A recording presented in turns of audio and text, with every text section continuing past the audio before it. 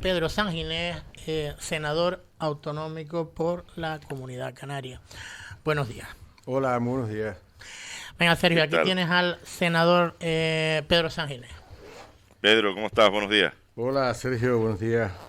Oye, antes de empezar a hablar de trabajo del Senado, de inmigración y de inauguraciones en la Cámara Alta, déjame recordarte que hoy, donde estás ahí sentadito, este programa hoy cumple 12 años. Y tú fuiste, y te lo voy a recordar a ti, porque ahora Pedro se estará riendo un poquito. ¿Te acuerdas, Pedro, ese arduo enfrentamiento que tuvimos con Pedro Sanginés en Argana Alta? Sí, ¿Eh? sí me Por acuerdo. el tema de la casa de la calle, ¿cómo era? Calle Fajardo o Museo Arqueológico de Lanzarote o otros Sí. nombres, Que otros Sí, nombres, otros ya que nombres. hay que ponerle humor a la vida. Había muchos nombres para esa edificación, Sí, tuvimos un enfrentamiento, cuidado, un enfrentamiento verbal, pero muy moderado. Como Pedro Sanginés no se corta un pelo, y como nosotros éramos de los que llamamos, a pesar de haberlo criticado muchísimo, pues al final pues hubo un choque ahí, pero bueno, muy interesante, nos dio mucha audiencia y se habló mucho de aquello, y yo creo que el PG Verde empezó a resurgir por temas como eso. Yo recordarte, Pedro Sanginés, que tú también eres parte de este programa, muchas personas son parte de este programa, y nada, si... Pensé que le iba a decir, compañero, que había sido la segunda entrevista de la historia de este programa. La primera es el actual presidente, pero la segunda fue Pedro Sanginés. ¿Ah, sí? Sí. Fíjate tú cómo es. Pues nada, Pedro, pasa el tiempo rápido, 12 Bueno, años. pues en primer lugar, muchas felicidades. No es nada fácil mantenerse 12 años en antena en los tiempos que corren.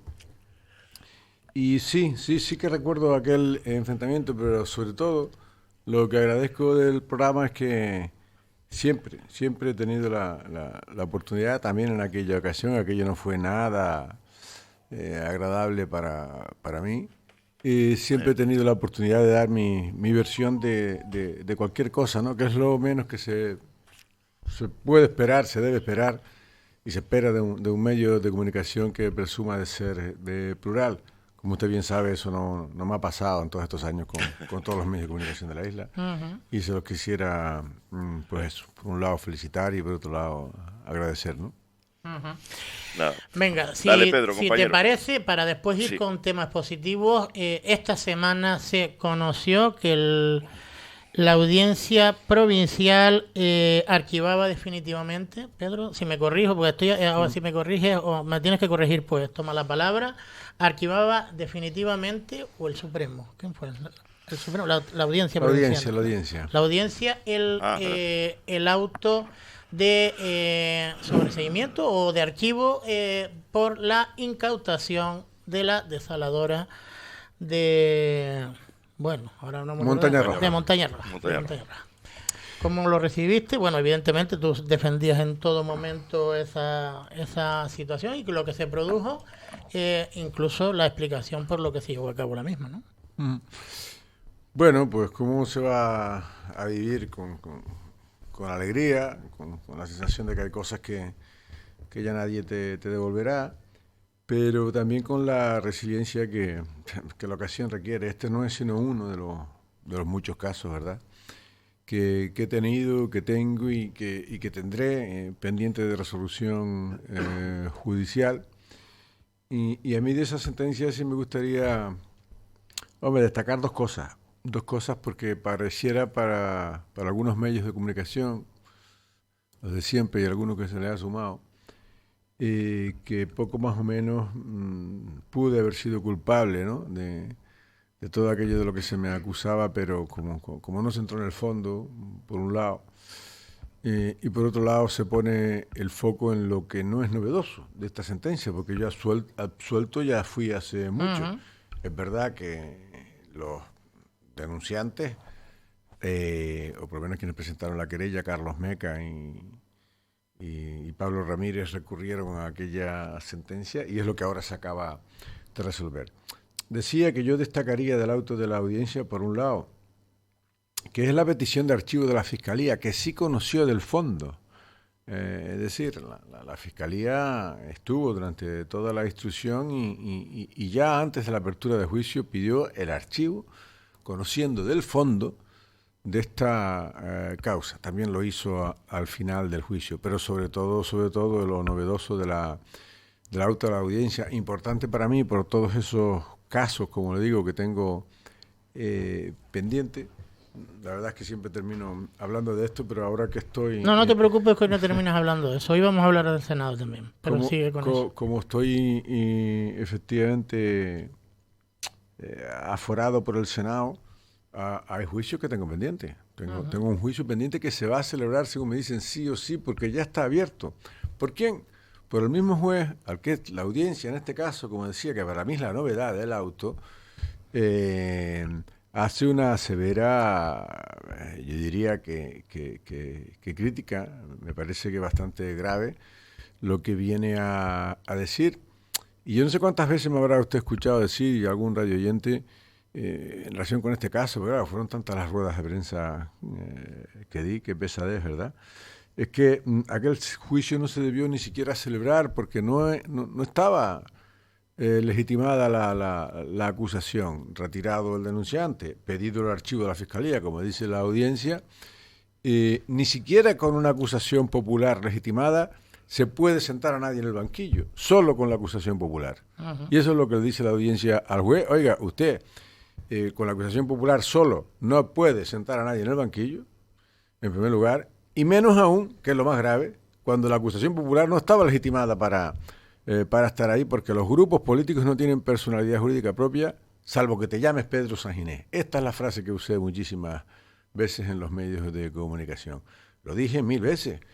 En los medios se lo dijimos al juez, el juez jamás estimó esta causa y la audiencia lo que le ha venido a decir es que ha habido una mala dinámica procesal del juez instructor, que aquel juicio nunca se debió celebrar porque no debió aceptar aquella acusación popular como grupo político porque no tiene personalidad para empezar, que mucho menos a las personas físicas que nunca se presentaron y que aunque hubiese sido legítima tampoco porque la acusación popular es insuficiente. En definitiva, lo que le está diciendo al juez instructor Jerónimo Alonso, el titular del juzgado de instrucción número 2, es que ha tenido una mala dinámica procesal y que aquel juicio jamás se debió celebrar. Eso no lo dice Pedro Sanginés, como dicen algunos medios audiencia de comunicación, que es que yo me meto con el juez, que es que yo le atribuyo malas dinámicas procesales, que no soy yo, que lo dice con todas las letras la audiencia provincial, como ha habido una mala dinámica procesal en el resto de casos, y espero que así lo ratifique el Tribunal Supremo. Y después de ver esta reprimenda, Pedro, y supongo yo que tendrás tu estrategia jurídica junto con tus letrados, pero ¿se va a seguir insistiendo en que este señor no va a poder seguir llevándolo, pero evidentemente ustedes van a pedir responsabilidades a este señor? Bueno, vamos a... Bueno, no van a seguir llevándolo, dice que sigue... te acabas de decir tú, uh-huh, que te han dicho que el próximo juicio sí o sí porque ya está bastante avanzado. Vamos a ir paso a paso. Sí, efectivamente hay una denuncia por falsa denuncia que nunca presenté, por la que este señor también va a sentar al banquillo, aquella que se puso por los centros turísticos contra Carlos Espinos. Ya dije también en la rueda que no solamente no me voy a desdecir como testigo, que es como actué en ese caso, sino que voy a corroborar todo lo que yo dije como testigo, porque es verdad, múltiples con facturas de cocinas por 700 y pico mil euros, sin contratos, la inmensa mayoría de todos ellos, y así lo ratificaré ante el Supremo. Y después está el caso Gordo, aquel por el que he sido tratado como un capo de la mafia. Como un delincuente, como un auténtico... Todavía. Sí. Delincuente común. Cuando todo esto avance y esté archivado, por supuesto que, insisto, hay cosas que ya nadie me devolverá, entre otras el juez, también lo dije en rueda, con o sin intención hizo un gran favor político, ¿verdad?, a Dolores Corujo y compañía con esa última falsa denuncia que tanto eco encontró en esa instrucción por la que se me ha imputado, yo creo que todos los delitos del Código Penal, o casi todos. E insisto, cuando todo esté archivado, como espero ocurra más pronto que tarde. Por supuesto que adoptaré las acciones que considere pertinentes, ¿no? Uh-huh. Venga, terminado el tema judicial, entendemos que hay que hablar de tus primeros pasos como senador autonómico. Primero, las sensaciones. ¿Cuáles son las sensaciones que tiene un senador autonómico? Creo que incluso estás tú como único miembro de Coalición Canaria en ese Senado. ¿Qué se siente estando allí? ¿O es verdad que se siente un poco de lejanía? ¿O de estar solo en un sitio tan lejano, a pesar de que somos del mismo país? O no sé, las sensaciones son las tuyas. Bueno, tengo que reconocer que para mí es una experiencia absolutamente novedosa, ¿no? Yo nunca he estado en una cámara legislativa, ni siquiera en la... Bueno, estuve en la del Parlamento, pero apenas me estrené, menos aún en la Cámara Alta, y todavía la experiencia es muy breve, Pedro. Ciertamente he ido a tomar posesión y a una primera sesión absolutamente atípica, según me cuentan. Nunca se han celebrado sesiones del Senado antes de que esté conformado el gobierno. En esta ocasión el Partido Popular, que tiene mayoría en esa Cámara Alta, ha querido hacerlo así. Yo creo que básica fundamentalmente para hablar de la amnistía y de las condiciones que están poniéndose para la investidura de Pedro Sánchez, pero yo aproveché la ocasión para estrenarme con un asunto que preocupa extraordinariamente a Canarias, casi siempre de manera cíclica por estas fechas más que nunca, como es el asunto de la inmigración. Pero hay tantísimos asuntos que preocupan a Canarias que... Bueno. Tuviste dos intervenciones, ¿no? Pues a mí también me pareció escucharte que pedías que de una vez por todas se empiece a respetar el nuevo estatuto de Canarias, ¿no? Bueno, en este caso, en parte del estatuto, por aquello de la financiación, fue una enmienda a una moción que presentaba el Partido Socialista, poco más o menos que presumiendo del cumplimiento con sus compromisos con las comunidades autónomas. Y sí, ahí también tuve una intervención para preguntarles que si en serio se estaba presumiendo de eso, que no sé lo que ocurre con el resto de comunidades, pero Cristina Valido lo ha dicho ya en varias ocasiones, quedan menos de 3 meses, ¿verdad?, para que finalice el año, y son tantísimas las partidas, ya no de las promesas, sino de lo que está contemplado en los presupuestos del 2023 generales del Estado, contemplado a cambio de lo cual Coalición Canaria respaldó esos presupuestos, hay que recordarlo, sin ejecutar, que la verdad es que no sé de qué presumen. Sin ir más lejos, y hablando de inmigración, pues los 50 millones de euros que hay para financiar la atención integral de esos menores no acompañados, que sí que es una responsabilidad nuestra, pero como esa, estuve recordando partidas hasta pues 100 y tantos, los millones de euros que hay de múltiples cuestiones, como la reconstrucción de La Palma, por ponerle un ejemplo, pero son muchas más, en formación, en transporte de mercancías, de pasajeros, y todo esto tiene que ver con este estatuto, claro que sí, y con nuestro REF, ¿no? Uh-huh. Venga, Lito. Pedro, ¿qué es más difícil? ¿Presidente del Cabildo o senador autonómico? Bueno, sin duda más ocupado es presidente del Cabildo. La entrega y dedicación que requiere presidir la primera institución, es que los cabildos tienen tantas competencias en una isla, y si no las tienen, todo el mundo acaba tocando en la puerta del Cabildo, que la dedicación es total, ¿no? La perspectiva que ahora da, en fin, la distancia, admito que desde ese punto de vista es infinitamente más fácil, o por lo menos requiere de una menor entrega, dedicación y presencia el Senado, pero por razones obvias, ¿no? Son sesiones quincenales del Pleno, aunque todas las semanas hay actividad en las distintas comisiones, que como digo, no han arrancado, y todavía no he tomado realmente el pulso y la medida de del ritmo de trabajo, pero el del Cabildo le puedo asegurar que sí. Por cierto, yo creo que están haciendo las cosas razonablemente bien para cómo dejó las cosas el gobierno de María Dolores Corujo, que es como las encontró, pero mucho peor que en el 2019, ¿no?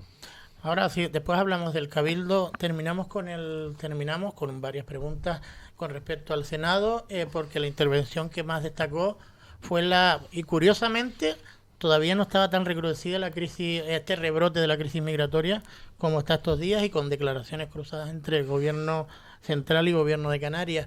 Pedías que el Estado español, pues a través de la Unión Europea, sobre todo, intentara mejorar esas políticas exteriores, intentar paliar esta crisis migratoria, ¿no? O por lo menos con recursos.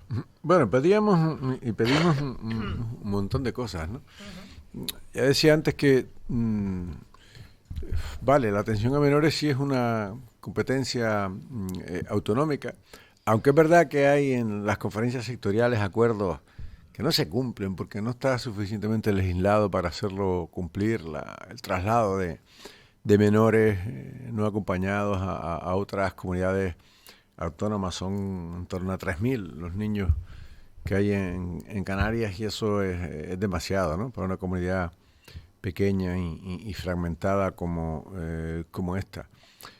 Había una batería de medidas, quizá la más importante efectivamente es aprovechar la presidencia española de la Unión Europea, aunque en realidad eso de aprovechar lo digo con todas las reservas. Sí, porque con demasiada frecuencia Europa entiende y atiende, como dije en mi intervención antes, las urgencias y las necesidades de Canarias y su ultraperiferia. Creo que lo entiende España, pero como quiera que la comisaria europea ha anunciado una serie de medidas para el Mediterráneo, concretamente para Lampedusa. Creemos que, si no las mismas, de corte similar, debieran ser extensivas o adoptarse otras de similar corte para Canarias, que es la puerta sur de Europa, la más al sur, la más mortífera, como es sabido, aunque no recibamos tantos como Italia. Y bueno, y también lo dije allí, lo ha dicho Cristina, y lo pudimos escuchar todos al presidente Pedro Sánchez, y no porque no lo conozca, ¿verdad? Porque casualmente cada vez que nos visitan en sus vacaciones suele haber un repunte por las fechas, ¿no? Y no por otra cosa. Acentuado, es verdad, que en estos últimos días, por el buen estado de la mar. Decía que todos le hemos escuchado decir o presumir de que había mejorado los indicadores de nuestra ruta, la del Mediterráneo, que es la única que él considera suya. Y por eso decía, que digo entre comillas esto de aprovechar la presidencia de la Unión Europea, pero sí, esa es una de las medidas. No obstante, Fernando Clavijo ya ha pedido una reunión al más alto nivel también en Europa para que esto pase con o sin presidencia de España, de la Comisión Europea, ¿no? Uh-huh. Miguelito. Yo, bueno, otra vez para Tú, a ti, el orden no te... Tú eres más no. Pedro sabe que yo el orden no lo sigo, ya lo conocemos hace muchísimos años. Yo vuelvo otra vez para el Cabildo. En este caso, tu opinión en relación a esos centros turísticos con esa auditoría, se llama así, auditoría de cuentas que salió precisamente el otro día. Me gustaría conocer tu opinión en relación a eso. Bueno, mi opinión, y no vi la rueda de prensa, no conozco los detalles, pero estaba cantado, ¿no? Estaba cantado que los números de Benjamín Perdomo no se lo creían ni él, y que estaban absolutamente maquillados. Fíjese, y tampoco me parece lo que... 4.400.000 euros de pérdida, ¿te parecen pocos? Sí, me parecen pocos, y especialmente si viésemos los acumulados. Y yo no sé por qué el ejercicio 2020, porque la pandemia arrancó, si no me falla la memoria, en el 2020, ¿no? Sí, el 13 o 14 de mayo de marzo de 2020. De 2020. Ese ejercicio 2020 no está revisado, digo, por el actual gobierno y aquella auditoría que también la tienen, como tuvo esta que acaba de presentar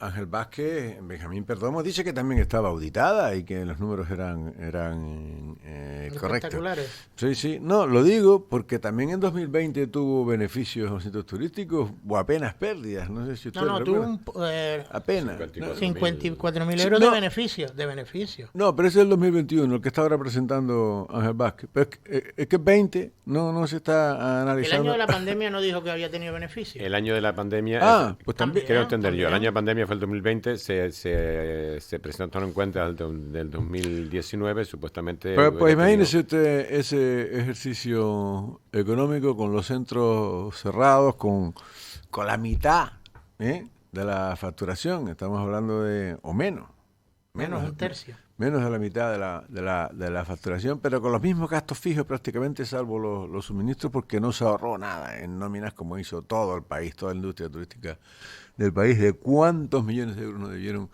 de ser las pérdidas? Y este señor, que con todo mi respeto, desde el punto de vista de la gestión, es un auténtico indocumentado, las pérdidas que pudo haber en ese ejercicio económico y en la resta, más presumiendo de que sí, que se pagaba el canon, que no solamente no se pagaba, sino que ni siquiera se contabilizaba. Y después, bueno, lo que ha pasado, ¿no?, durante todos estos años en los centros turísticos, lo mismo que en el Cabildo, ¿no? Una política de terror en la gestión por parte de los recursos humanos, o estabas conmigo o contra mí, perdón, que estaba haciendo ruido con el bolígrafo. Y lo de los centros era lo de esperar, vamos. Eso no se lo creía nadie. Bueno, pero lo de los centros es un detalle, no. Es un ejemplo de las muchas cosas que supongo yo que fuiste denunciando durante estos 4 años en la oposición, y que no sé qué sientes ahora ver que te van dando la razón de todas esas denuncias que hacías. Porque yo recuerdo la primera rueda de prensa en la oposición así de relevancia fue para poner en duda cómo estaban las inversiones en la red hídrica de Lanzarote, ¿no? Con esas obras que estaban pendientes y que tenían ficha financiera, quiero recordar. El tema de la residencia de mayores, lo que hemos visto, este despropósito, el tema de los centros turísticos y otras muchas cosas más, ¿no? Pues sí, la verdad es que es triste que hayan pasado 4 años. Osvaldo lo decía recientemente en un artículo también. Pero, hombre, se puede entender la mirada atrás, todos la hacemos un poco, pero todavía hoy, fíjense, escuchaba el otro día a la consejera del Partido Socialista hablando de la residencia que usted acaba de mencionar, todavía hoy dicen que es culpa de Pedro Saginé, que adjudicó aquella residencia en marzo del año 2019.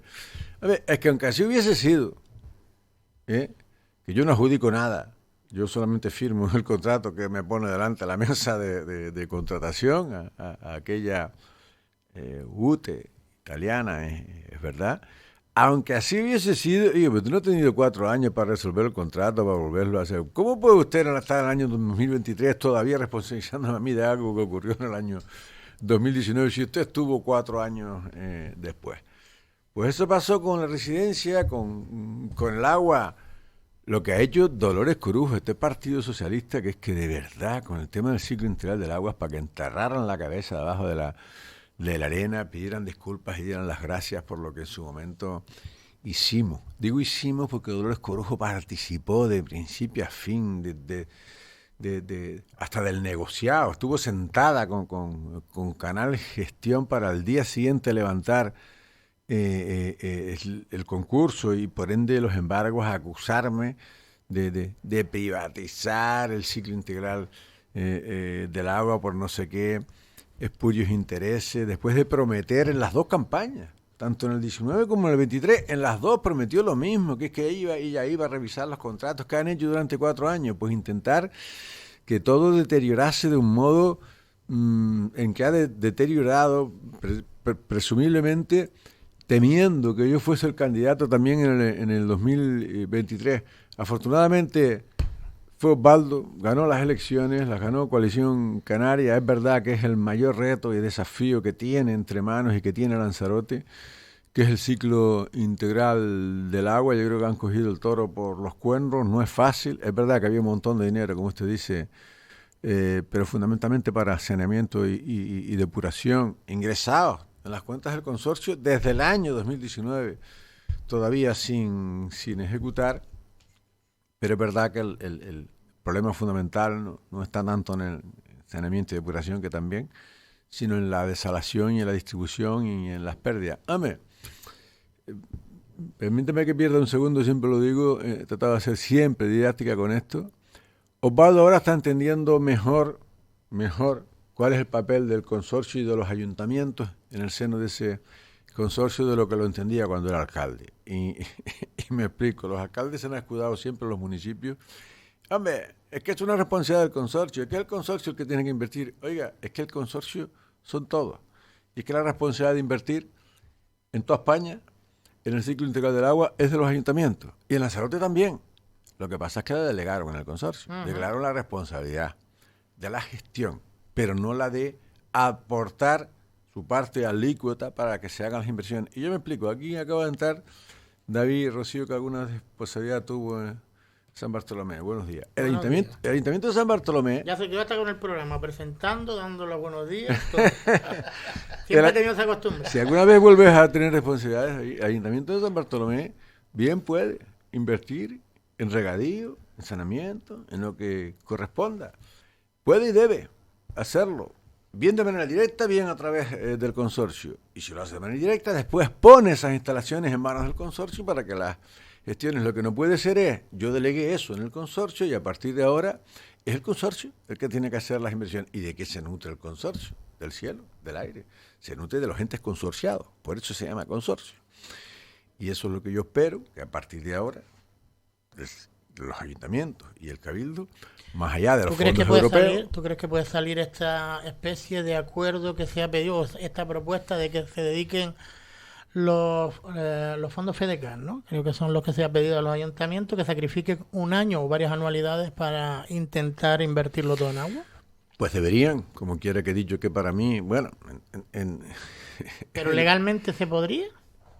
Sí, yo entiendo que sí, la totalidad de los fondos FEDECAN no, porque están tasados unas partes para formación, o sea, para empleo, otras para inversión, efectivamente, y más de Magí, pero la parte de inversión, no solamente entiendo que sí, sino que mientras esto no esté resuelto se puede y se debe, pero no solo los fondos del FEDECAN, también una parte, aunque sea pequeña, de los presupuestos de cada uno de los entes consorciados dedicados a este ciclo, porque son muchos los cientos de millones de euros que hacen falta. Y además se nos avecina un gran problema, más allá de la deuda terrible que ha acumulado el gobierno de Dolores Corujo con Canal Gestión, porque no olvidemos que no han actualizado el precio del agua ni a empresarios ni la doméstica. De abasto, con lo que se ha encarecido. La subida va a ser importante y ese marrón se lo tiene que comer el actual gobierno porque tiene que hacer todo aquello que no hizo Dolores Corujo y además de manera acumulada. Espero que no con carácter retroactivo, pero sí a partir de en definitiva, y si a eso se le suma que los tribunales sentenciaron ya hace mucho, otra de las grandes hipocresías y mentiras del Partido Socialista. Usted sabe que en Lanzarote existe un monopolio, ¿verdad? O existía. Bueno, en la praxis... ¿Cuál de ellos? Nunca fue así. El del agua, el del ciclo integral del agua, que no podían las empresas privadas hacerlo, salvo que no llegase el agua. Menos mal, hay como 50 desaladoras, porque no, si no, imagínese usted cómo estaríamos, ¿no? Digo, de desabasto. Pero eso es lo que decía el plan insular, es lo que decía el plan hidrológico, y el nuevo, el que se encomendó al gobierno. El Partido Socialista sabe perfectamente, el gobierno no nos emplazó, ni al consorcio, ni al consejo, ni al cabildo, lo recurrimos, lo peleamos en los tribunales y lo perdimos. Lo perdimos de tal forma que la justicia lo que ha dicho es, no, esto no puede ser monopolio del consorcio, mientras cumplan con la norma. Las empresas tienen derecho a... ¿Y esto qué puede significar? Pues puede significar en el futuro, medio largo plazo, que gran parte del agua turística que hoy se cobra, pues ya no se va a cobrar, y eso es lo que mantiene el equilibrio para que el agua doméstica sea de las más baratas de toda Canarias, de las grandes ciudades, porque ese es un gran error. Quiero decir con esto que Osvaldo y su gobierno tienen un problema realmente serio e importante por delante, y hay que ser muy responsable con esto. El Partido Socialista no lo fue históricamente el máximo responsable de que estemos donde estamos, pero lo está haciendo menos, ¿no? Como oposición, insisto, denunciaban recientemente Ariagona, ¿no?, exigiendo a Osvaldo que haga todo lo que tiene que hacer para hacer lo que ella sabe que no puede hacer, porque lo que tiene que hacer Osvaldo es cumplir con la ley, y es lo que está haciendo, ¿no?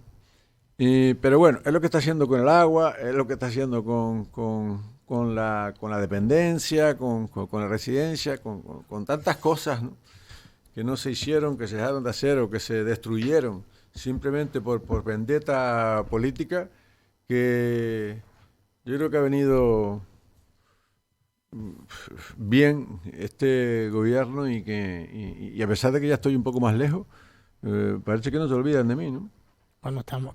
Por cierto, una pregunta que tiene que ver con el Senado. ¿Con qué frecuencia estás por Madrid? Pues con muy poca todavía, como digo... ¿Entonces no estás tan lejos? ¿No? Bueno, ya sabe que hoy con las nuevas tecnologías todo está tan lejos, tan cerca, depende. Ahora hay nueva sesión los días 17 y 18, hay fijadas, no sé si más, en noviembre, pero yo creo que va a haber mucho de escenificación política, ¿no? Hablando fundamentalmente de la amnistía, investidura, etcétera, todo lo que se está hablando ahora. Investidura, etcétera. Yo tengo mi opinión particular, y yo creo que voy a hacer un artículo acerca de esta amnistía, pasar página hacia atrás, ¿no? En todo caso, como digo yo, porque bueno, lo único extraordinario que ha pasado desde que hace 2 meses Pedro Sánchez negaba la mayor su necesidad, ¿no?, de votos para esa amnistía con la que nosotros no estamos de acuerdo, entre otras cosas porque si realmente, de verdad, sirviese para pasar página, como se ha dicho todavía, que habría el debate ideológico o moral, más allá del constitucional y jurídico, que esto siempre da mucho juego, ¿verdad? Pero claro, cuando los potenciales amnistiados lo que te están diciendo es que son ustedes el Estado represor, digo ustedes porque Coalición Canaria, como el PSOE, votamos el 155. Son ustedes el Estado represor, el que ha conculcado los derechos democráticos de los catalanes, así que admítanlo, amnistíennos, que mañana limpios lo vamos a volver a hacer. Entonces ¿hacia dónde estamos pasando páginas? Pues como no sea hacia atrás, con lo cual ese es un argumento absolutamente falsario y delirante en ese sentido, ¿no? Venga, última pregunta, Alito Villa. Pero es una caja de sorpresa. Como le estoy dando vueltas todavía a lo que explicaste del agua, y como yo seguramente que habrá miles de personas en Lanzarote que no entendíamos eso. Levanta un poco la voz, dice. Vamos a ver. Los ayuntamientos pueden invertir prácticamente en la problemática que tienen en el agua de sus municipios. Vale, perfecto. La única diferencia es que han delegado precisamente ese en el consorcio. Lo que han delegado, no pueden. La gestión. No solamente es que pueden, es que deben, y es su deber y su obligación. La competencia del ciclo integral del agua en todo el país, en España, es municipal. No es de las diputaciones, no es de las comunidades autónomas, no es de los consorcios si no existen. ¿Qué ocurrió en Lanzarote? Porque eso solo pasa en Lanzarote. En el resto de Canarias hay algunos consorcios, pero ninguno es insular, íntegramente insular. Hay uno en Fuerteventura, pero no abarca toda Fuerteventura. Lo que ocurrió fue que los ayuntamientos dijeron, bueno, esa responsabilidad nosotros la vamos a delegar en un consorcio que vamos a crear para que gestione el ciclo integral del agua. El consorcio tiene que gestionarlo, pero tiene que gestionar aquellas infraestructuras que usted le facilita. Es decir, la necesidad, la obligación, el deber de seguir invirtiendo en nuevas infraestructuras, redes desaladoras, etcétera, sigue siendo municipal, que la ha delegado en un consorcio para que lo haga. Pues muy bien, es como cuando el gobierno delega competencias en los cabildos, que lo hace con ficha financiera. ¿Qué pasó aquí? Que los ayuntamientos delegaron su responsabilidad en el consorcio, pero no la delegaron con una ficha financiera. Y el consorcio no se nutre del cielo, ¿no? ¿Qué hicieron? Aprovecharon, metieron al cabildo, que no tiene competencias en el ciclo integral, el cabildo, de manera directa. Sin embargo, tiene el 60% de ese consorcio. Y dijeron, bueno, pues a partir de ahora, papá cabildo que pague todo. En realidad, papá cabildo nunca pagó nada tampoco, porque Inalsa, como tenía el monopolio, era tan boyante que daba, entre comillas, para hacer esas inversiones. Se ha buscado mucha financiación externa, es verdad, los planes hidrológicos, que por cierto, otra de los incumplimientos del gobierno de Pedro Sánchez, y yo no digo que no se siga buscando financiación externa, hay que hacerlo. Además, en Europa hay muchos fondos, sobre todo para depuración y saneamiento, como antes les decía, pero en lo que no se pueden es lavar las manos, escurrir el bulto de los ayuntamientos y decir, esto es responsabilidad del consorcio, como le escucho todavía decir, algunos regidores municipales, como si la cosa no fuera con ellos y esa delegación les eximiera de la responsabilidad de habilitar ficha financiera. Insisto, las competencias cuando uno las tiene las delega, las puede delegar, pero se delegan con ficha financiera, si no está usted quitándose el muerto de encima. Pero seguramente no tenemos más tiempo, venga, son las 8:13 de la mañana, volveremos a tener